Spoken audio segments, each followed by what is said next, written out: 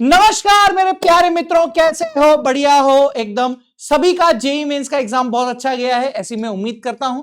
जिन लोगों का इस बार के अटेम्प्ट का जेईई मेंस का एग्जाम अच्छा नहीं गया है, घबराने की बिल्कुल भी जरूरत नहीं है, डिमोटिवेट बिल्कुल भी जरूरत नहीं है।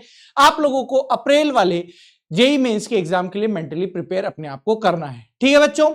लेकिन उससे पहले मैं आज आप लोगों को, बहुत सारे बच्चे मेरे पास इंस्टाग्राम पर या सोशल साइट्स पर मैसेज कर रहे थे कि सर जेईई एडवांस के लिए कोई तकनीक बता दो कि हम जेईई मेंस के सेकेंड शिफ्ट के एग्जाम की तैयारी तो कर ही रहे हैं, लेकिन साथ में जिन लोगों का जेईई मेंस फर्स्ट का एग्जाम बहुत अच्छा चला गया है, अब वो लोग जेईई एडवांस की तैयारी किस प्रकार कर सकते हैं। तो सर केमिस्ट्री में ऐसा क्या करें कि हम लोग जेईई एडवांस को क्रैक कर लें। तो मेरे दोस्तों, आज यहां पर मैं आप लोगों को लेकर आया हूं बेटा कि केमिस्ट्री के जो हमारे 3 पोर्शन होते हैं, फिजिकल केमिस्ट्री, इनऑर्गेनिक केमिस्ट्री और ऑर्गेनिक केमिस्ट्री। तो यहां पर कुछ की कंसेप्ट्स में प्रत्येक प्रकार की केमिस्ट्री के लिए यहां पर आप लोगों को बताने जा रहा हूं, जहां से आप लोगों को बेटा यहां पर बहुत ज्यादा बेनिफिशियल यहां पर आप लोगों के पास रहने वाला है। क्या है वो पॉइंट, क्या नहीं है, जरा देखो। फिजिकल केमिस्ट्री की यहां पर बात करता हूं मैं आप लोगों से। अब अगर इस बार का आपने जेईई मेंस के फर्स्ट अटेम्प्ट के एग्जाम पेपर देखे हैं तो आपने देखा होगा कि फिजिकल केमिस्ट्री से क्वेश्चंस यहां पर बहुत ज्यादा आए हैं, और फिजिकल केमिस्ट्री में भी मेरे दोस्त आप लोगों के पास 12th वाले पोर्शन से ज्यादा आप लोगों के पास क्वेश्चन आए हैं। 12th वाले पोर्शन जैसे सॉल्यूशन ले लो, इलेक्ट्रोकेमिस्ट्री ले लो, केमिकल काइनेटिक्स ले लो। वहीं 11th वाले पोर्शन से आप लोगों के पास जो क्वेश्चन आए हैं वो atomic structure and thermodynamics. Atomic structure and thermodynamics मतलब ऐसा नहीं है कि बाकी सबसे क्वेश्चन नहीं आए हैं, लेकिन यहां से आप लोगों के पास वैरायटी ऑफ क्वेश्चन ज्यादा आए हैं। तो यही चीज बेटा मैंने यहां पर भी आप लोगों के पास बता रखी है। क्या, जरा ध्यान से आप देखने की कोशिश कीजिए कि इस हिस्से के लिए मजबूत आप लोगों के बेसिक्स बहुत जरूरी है। बुनियाद का मतलब है बेसिक्स। यदि आप लोगों को फिजिकल केमिस्ट्री में कैलकुलेशन वाला पार्ट मजबूत है, आपको क्वेश्चन की लैंग्वेज समझ में आ रही है कि क्वेश्चन वाला आप लोगों से क्या पूछना चाह रहा है, तो आप फिजिकल केमिस्ट्री को बहुत अच्छे तरीके से कर पाएंगे। यही इसका एक रामबाण इलाज है। फिजिकल केमिस्ट्री का रामबाण इलाज एक ही है आप लोगों के पास कि आपकी जो बेसिक्स हैं वो बहुत मजबूत यहां पर होने चाहिए, ठीक है। जैसे पॉइंट आप लोगों के पास क्या हो सकता है, सर मोलरिटी हो सकता है, नॉर्मेलिटी हो सकता है, ठीक है, रेट ऑफ रिएक्शन यहां पर आप लोगों के पास हो सकता है, थर्मोडायनेमिक आप लोगों के पास हो सकता है, इलेक्ट्रोकेमिस्ट्री आप लोगों के पास हो सकता है। ये टॉपिक कुछ ऐसे हैं जो आप लोगों के पास बहुत ज्यादा इंपॉर्टेंट है। ये कुछ ऐसे टॉपिक हैं जो आप लोगों के पास बहुत ही ज्यादा इंपॉर्टेंट यहां पर रहने वाले हैं, है ना। कंसंट्रेशन वाली term, rate of reaction, thermodynamics और इलेक्ट्रोकेमिस्ट्री। सर इसके अलावा इस बार के जेईई मेंस के फर्स्ट अटेम्प्ट में जो देखा गया है कि भाई पीवाईक्यू से ज्यादा क्वेश्चन आए हैं, तो इस बार आप क्या करेंगे सर इस बार जो हमारा सारा का सारा ध्यान रहेगा वो प्रैक्टिस करने के लिए क्या करेंगे सर, जेईई एडवांस के पीवाईक्यू, जेईई एडवांस पीवाईक्यू करेंगे आप लोग, ठीक है। जेईई एडवांस पीवाईक्यू करेंगे, प्लस यहां पर आप लोगों के पास क्या करनी रहेगी बेटा, प्रैक्टिस करनी रहेगी। JEE advance PYQ plus practice test आप लोगों को लगाने पड़ेंगे, जो भी या जिस भी कोचिंग में आप पढ़ रहे हो, ठीक है। और इसी के साथ साथ बेटा जो आप लोगों के टेस्ट हुए हैं उसमें जो कमी है, यानी आप लोगों को नेगेटिव मार्किंग से बचना है, यानी नो नेगेटिव मार्किंग।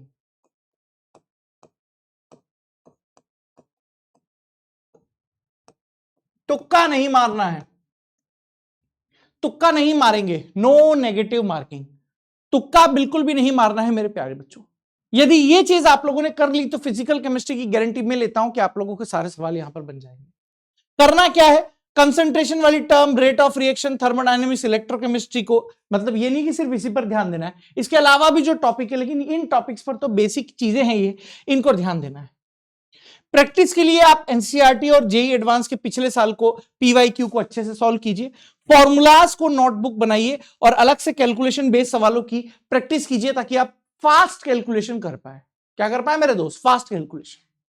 तो ये तो बात हो गया आप लोगों के पास फिजिकल केमिस्ट्री का। सर फिजिकल केमिस्ट्री के बाद यहां पर बात आती है आप लोगों के पास ऑर्गेनिक केमिस्ट्री में क्या आप लोगों के पास होगी। देखो वैसे तो जेईई मेंस के एग्जाम में आप लोगों के पास मैकेनिज्म बेस्ड सवाल नहीं पूछे जाते, जेई मेंस में मैकेनिज्म बेस्ड सवाल आप लोगों के पास नहीं पूछे जाते हैं, लेकिन बेटा अगर मैं एडवांस की बात करूं तो यहां पर मैकेनिज्म बेस्ड क्वेश्चंस आप लोगों के पास पूछे जा सकते हैं। और जब आप पिछले 25-30 साल के पेपर भी चेक करोगे तो वहां से भी मैकेनिज्म बेस्ड सवाल ही आप लोगों के पास आए हैं। तो ऑर्गेनिक केमिस्ट्री में ये चीज आपको ध्यान रखनी है कि मैकेनिज्म और रिएक्शन को किस तरीके से आप लोगों को कंप्लीट करना है, जैसे सब्स्टिट्यूशन रिएक्शन यानी प्रतिस्थापन रिएक्शन, एडिशन यानी योगात्मक रिएक्शन, एलिमिनेशन यानी विलोपन रिएक्शन, और नेमिंग रिएक्शन यानी नाम वाली अभिक्रियाएं। ये सारी चीजें बेटा आप लोगों के पास रहेगी। ठीक है, नेम रिएक्शन में जैसे कुछ इंपॉर्टेंट है, Friedel Crafts aldol reaction, Cannizzaro reaction, Hell Volhard Zelinsky reaction, Gattermann Koch aldehyde synthesis, ठीक है, इटार्ड रिएक्शन। ये कुछ ऐसी फेमस रिएक्शन है जो आप लोगों के पास आती रहती है एग्जाम। सर ऑर्गेनिक की प्रैक्टिस के लिए क्या करेंगे? सर ऑर्गेनिक की प्रैक्टिस के लिए सबसे बेटर है कि आप एनसीईआरटी को बार बार रिवाइज कीजिए। आप जितना ज्यादा एनसीईआरटी को रिवाइज करोगे उतना ज्यादा आप लोगों को ऑर्गेनिक केमिस्ट्री में बेटा महारत हासिल होती जाएगी। और ऑर्गेनिक केमिस्ट्री में सबसे इंपॉर्टेंट है सिक्वेंसल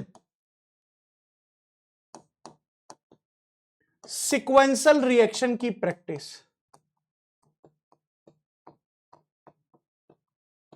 सिक्वेंशियल रिएक्शन की प्रैक्टिस आप लगातार करते रहिए बेटा।